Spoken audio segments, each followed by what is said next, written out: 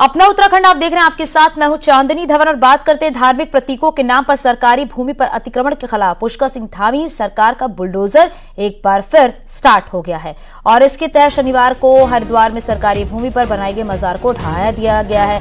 वहीं शहरी विकास मंत्री प्रेमचंद अग्रवाल का कहना है कि सरकार इसके लिए वचनबद्ध है। सरकार जल्द ही खुले में मांस बेचने और धार्मिक स्थलों पर लाउडस्पीकर के प्रयोग पर भी प्रतिबंध लगा सकती है। इससे उत्साहित साधु संतों ने भी पूरे प्रदेश में अभियान तेजी लाने की मांग की है। तो अतिक्रमण हटाओ अभियान उत्तराखंड को देवभूमि बनी रहे स्वरूप के लिए पहले से लगातार योजनाएं बना रहे हैं, लगातार निर्णय ले रहे हैं। लगातार उन्होंने कहा कि हम चाहे समान नागरिक संहिता होगी, चाहे हमारे धर्मांतरण का विषय होगा, कड़े कानून हमारे द्वारा यहाँ पे लाए गए। मुझे भरोसा है माननीय मुख्यमंत्री पर, आखिर वो भी तो योगी के भाई है। वो निश्चित रूप से देवभूमि के उस स्वरूप को बनाकर रखेंगे जिस स्वरूप के बारे में हमारे शास्त्रों के अंदर, हमारे पुराणों के अंदर नाम लिया जाता है और देवभूमि को लोग नतमस्तक करते हैं। और सहयोगी सुनील और प्रभात हमारे साथ फोन लाइन पर जुड़ गए हैं। सुनील, जरा बताइएगा, एक बार फिर से अतिक्रमण हटाओ अभियान चलाया जा रहा है प्रदेश भर में, ताकि जो भी अवैध निर्माण है उसे पूरी तरीके से हटाया जाए, उसे खत्म किया जाए। बिल्कुल चांदनी, क्योंकि उत्तराखंड में एक बात सामने आई थी कि उत्तराखंड में जनसांख्यिकीय जो असंतुलन है उसकी स्थिति पैदा हो रही है और इसको देखते हुए सरकार ने निर्णय लिया था कि जितना भी यहाँ पर धार्मिक अतिक्रमण है उसको यहाँ से ध्वस्त किया जाए। तो आपने देखा कि बीते महीनों में बड़े पैमाने पर उत्तराखंड में अभियान चलाया गया। करीब 480 के आसपास जो धार्मिक प्रतीक थे जिनकी आड़ में सरकारी भूमि पर इंक्रोचमेंट किया गया था उनको ध्वस्त किया गया। इस बीच सरकार तमाम कामों में उलझी रही, चाहे हम सिलक्यारा टनल ऑपरेशन कहें या फिर ग्लोबल इन्वेस्टर समिट कहें। इसके चलते ये अभियान धीमा हो गया था, लेकिन एक बार फिर से अभियान शुरू कर दिया गया है। मुख्यमंत्री पुष्कर सिंह धामी का कहना है कि ऐसा कोई भी इंक्रोचमेंट जो धार्मिक अतिक्रमण के नाम पर किया गया हो, धार्मिक प्रतीकों के नाम पर किया गया हो, जिससे देवभूमि का स्वरूप यहाँ पर छिन्न भिन्न हो रहा हो, उसे बर्दाश्त नहीं किया जाएगा। और मुख्यमंत्री का कहना है कि देवभूमि के सनातन स्वरूप को बनाए रखने के लिए यह अभियान लगातार जारी रहेगा। कल आपने देखा कि हरिद्वार में एक मजार ध्वस्त कर दी गई जो अतिक्रमण करके बनाई गई थी और प्रदेश भर में बड़ी संख्या में इसी तरह से धार्मिक प्रतीकों के नाम पर इंक्रोचमेंट किया गया है। तो सरकार का कहना है कि ये जो भी इंक्रोचमेंट है या तो खुद इसको हटा लें, नहीं तो सरकार इसको हर हाल में हटाएगी। तो ये अभियान आने वाले दिनों में और भी तेजी के साथ आपको यहाँ पर देखने को मिल सकता है। जी, बहुत शुक्रिया इस पूरी जानकारी के लिए सुनील। रामनगर में गौरजिया मंदिर गेट के पास एक बार फिर बाघ दिखाई दिया है। कुछ दिन पहले भी एक बाघ मंदिर के गेट के पास बाघ दिखाई दिया था और एक बार फिर से बाघ की चहलकदमी सीसीटीवी कैमरे में कैद हुई है। उधर टेढ़ा के पास ग्रासलैंड के आसपास भी लोगों ने टाइगर की मूवमेंट देखी है। रामनगर के आसपास इन वन जीवों से डर का माहौल बना हुआ है।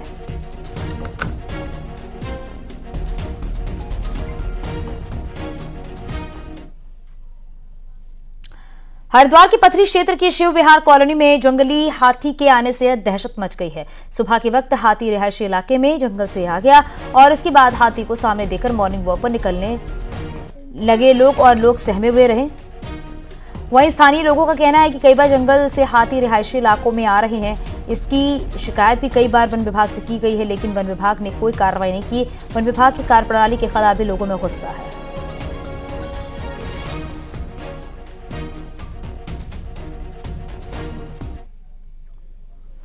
रामनगर में एक तेज रफ्तार कार ने 3 लोगों को अपनी चपेट में ले लिया है। तीनों घायल अस्पताल में भर्ती हैं, जहां पर उनका इलाज चल रहा। बताइए जा रहा कि रानीखेत रोड में रोडवेज बस स्टेशन के पास ये घटना हुई है। कार ड्राइवर को पुलिस ने हिरासत में लिया।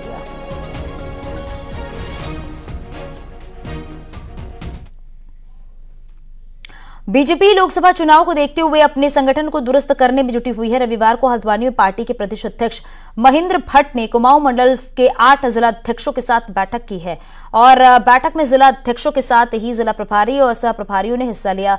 इस दौरान लोकसभा चुनाव तक होने वाली पार्टी संगठन के कामकाज पर भी चर्चा हुई है। साथ ही बूथों के गठन से लेकर इनके वेरिफिकेशन तक के काम में तेजी लाने के निर्देश भी दिए गए हैं।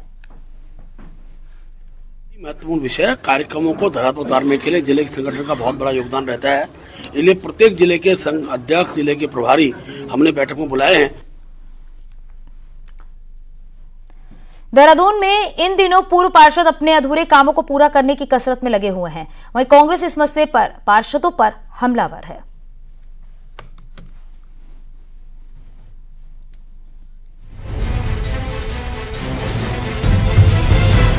निकाय चुनाव की खातिर अपने आधे अधूरे काम पूरे कराने के लिए पार्षदों की कसरत इन दिनों जोरों पर है। पार्षद अपने अपने वार्ड में चक्कर लगा रहे हैं, कहीं नाली बनवानी हो या फिर कहीं क्षेत्र के काम बाकी हो, उनको करवाया जा रहा है।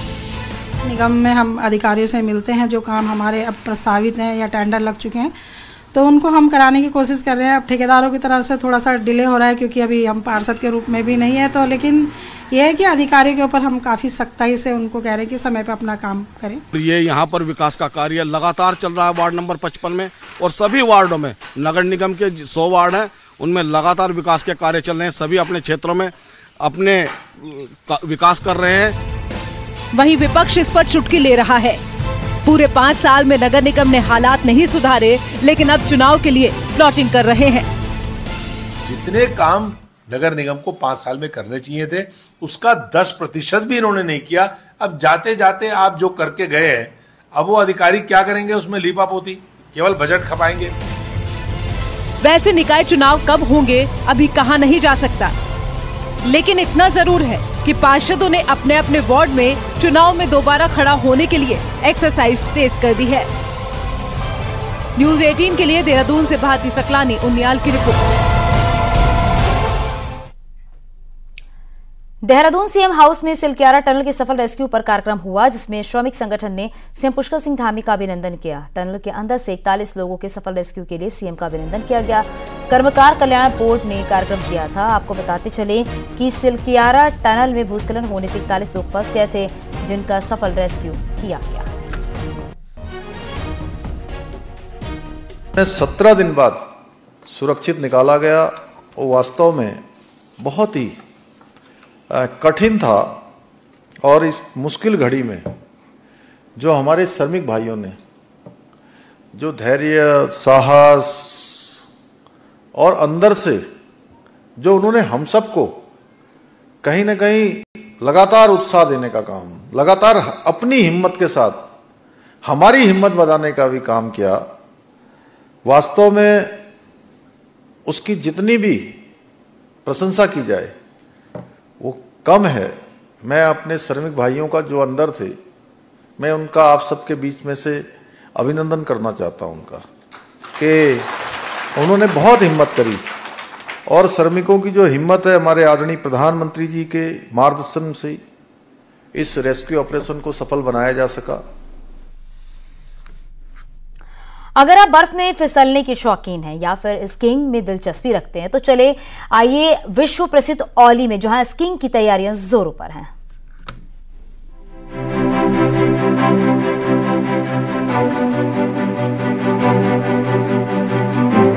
पच्चीस 2500 फीट की ऊंचाई पर स्थित उत्तराखंड का सबसे मशहूर पर्यटक स्थल औली है, जहां बर्फबारी के बाद नजारे काफी खूबसूरत हो गए हैं और बर्फबारी होते ही स्कीइंग खेलों की उम्मीद भी बढ़ जाती है।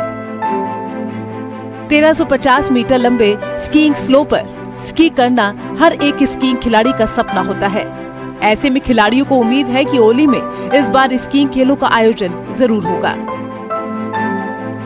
खिलाड़ी लोग भी काफ़ी खुश है क्योंकि बर्फ़ इस बार समय पे गिर चुकी है और अभी सारे लोग, अभी जो हमारे एथलीट हैं, प्लेयर हैं, ये अभी अपना प्रैक्टिस कर रहे हैं आने वाले समय में जो नेशनल गेम होंगे। लास्ट ईयर तो थोड़ा दरार वगैरह आ गई थी, तो इस वजह से कुछ भी नहीं हो पाया था गेम वगैरह, बट इस बार उम्मीद है कि अच्छा गेम होंगे और अच्छे से मेडल आएगा उत्तराखंड के लिए। ओली में इस बार इंडियन ओलंपिक संघ के द्वारा 2 फेस रेस, नेशनल स्कीइंग के साथ साथ माउंट ट्रेनिंग स्कीइंग खेल प्रस्तावित है, जो जनवरी और फरवरी महीने में हो सकते हैं। अगर बर्फबारी हुई तो जनवरी महीने में भी इन खेलों का आयोजन हो सकता है, जिसकी तैयारी ओलंपिक संघ कर रहा है। पूरी बर्फ होती है जनवरी या फरवरी में, ये इवेंट यहाँ पे होंगे और इस बार यहाँ पे सीनियर अल्पाइन इसकी रेसेस होनी है, इसके साथ नॉर्डिक स्नोबोर्डिंग और एक नया इवेंट है इसकी माउंटेनरिंग, वो भी इस बार ओली में आयोजन होगा। क्या इसमें विदेश से खिलाड़ी पहुंचेंगे? जी, इसमें कितना स्नोफॉल होता है इस पे निर्भर करता है। ओली में गढ़वाल मंडल विकास नगर के द्वारा स्थानीय खिलाड़ियों के लिए विदेश से भी स्कीइंग के लिए स्की मंगाई गई है, जो आधुनिक तकनीक से लैस है। हालांकि स्की हर साल नए नए तरीके से तैयार की जाती है, लेकिन फिलहाल ओली में जापान, स्विट्जरलैंड, रूस जैसे देशों से स्की मंगाई गई है। ओली पर मौसम मेहरबान रहा तो ओली में स्कीइंग का रोमांस भी बढ़ेगा। देश और दुनिया से स्कीइंग खिलाड़ी ओली पहुंचेंगे, जिससे पर्यटक स्थल पर रौनक भी बढ़ेगी और स्थानीय कारोबारी को फायदा भी होगा। न्यूज़ 18 के लिए चमोली से नितिन सेमवाल की रिपोर्ट।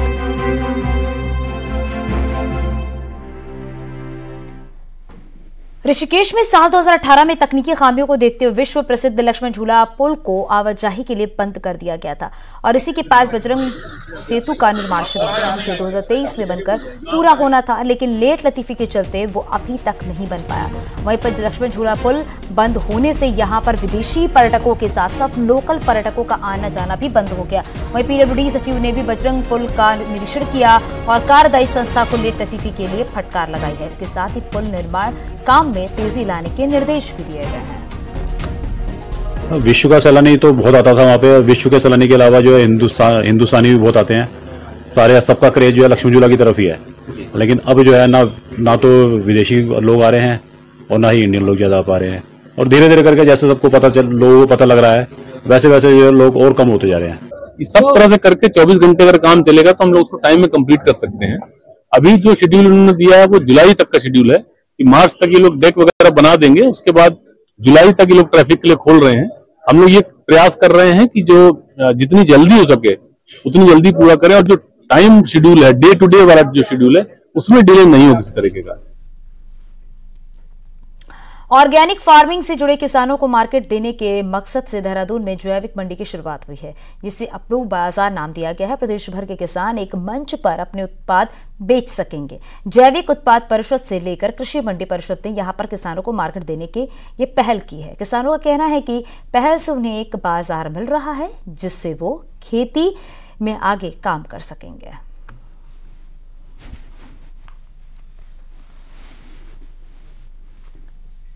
तो ऑर्गेनिक फार्मिंग को बढ़ाने की एक नई पहल देखी गई है। राजधानी में जैविक मंडी की शुरुआत की गई है ताकि जो किसान हैं उन्हें आगे काम कर सके, खेती में आगे काम कर सके, एक मंच पर किसान अपने उत्पाद बेच सकेंगे। इसकी पहल की गई है, इसकी शुरुआत की गई है। किसानों का कहना है कि इस पहल से उन्हें बाजार मिल रहा है। कोटद्वार के लोक मणिपुर इलाके में एक दुकान में शॉर्ट सर्किट से लगी आग में एक महिला बुरी तरह से झुलस गई है। 30 साल की महिला अपनी दुकान में काम कर रही थी और इसी बीच अचानक दुकान में भयानक आग लग गई।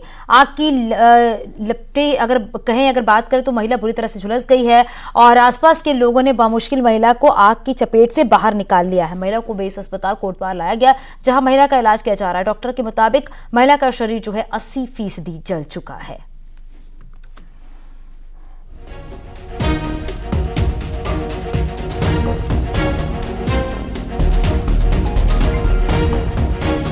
दुकान में आग लग रही थी, हम लोग वहाँ थे सब लोग। हम फिर वहाँ हमारे गांव वाले पूरे इकट्ठे हमने दुकान में आग बुझाई। तब आग बुझी नहीं थी पूरी इतनी, लेकिन हम बोरिया ओढ़कर हम लड़की को निकाल के लिया अंदर से। पेशेंट आई है अनुपम नाम से, जिसको एलएच हिस्ट्री है कि उसको बर्न हुआ है, उसको सीवियर बर्न है, 80 to 90% के अराउंड बर्न है उसको। अभी हम उसी का प्राथमिक उपचार कर रहे हैं। क्या कुछ अपडेट मिल रही है उससे कि कितना कौन सा पोर्शन है? अभी उसका फेस, दोनों हाथ, एब्डोमेन रीजन, बैक और दोनों फुट अभी वही जले हुए हैं, 3rd डिग्री बर्न है। चक्राता की जौनसार में बूढ़ी दिवाली का समापन धूमधाम से हुआ है। हरीश और हाथी नृत्य को देखने दूर दूर से लोग पहुंचे।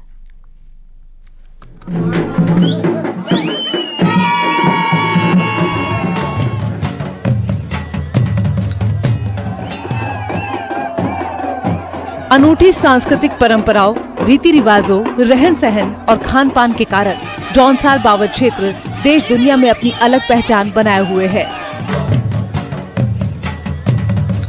यहाँ त्योहारों को मनाने की अपनी एक अनूठी परंपरा है। बूढ़ी दिवाली उसी परंपरा का एक हिस्सा है। जौनसार में 5 दिन तक बूढ़ी दिवाली मनाई गई और अब उसका समापन हो गया है।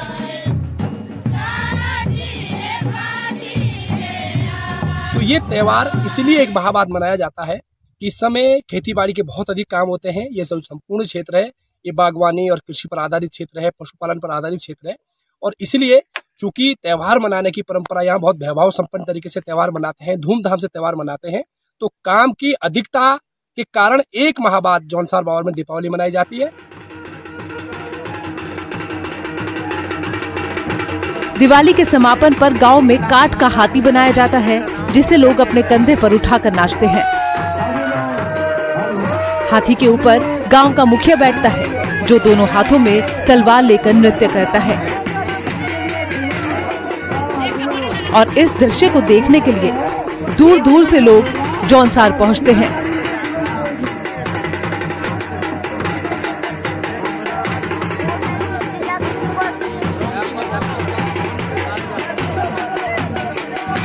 जौनसार बावर की अनूठी लोक संस्कृति विश्व प्रसिद्ध है। बूढ़ी दिवाली उसी लोक संस्कृति का एक अभिन्न अंग है। ये दिवाली क्षेत्र के आराध्य देव 4 महासु देवताओं को समर्पित होती है। आपसी सौहार्द के प्रति जौनसारी दिवाली में लोग मिलजुल कर एक दूसरे का सहयोग करते हुए जश्न मनाते हैं। न्यूज़ 18 के लिए चक्राता से कुलदीप चौहान की रिपोर्ट।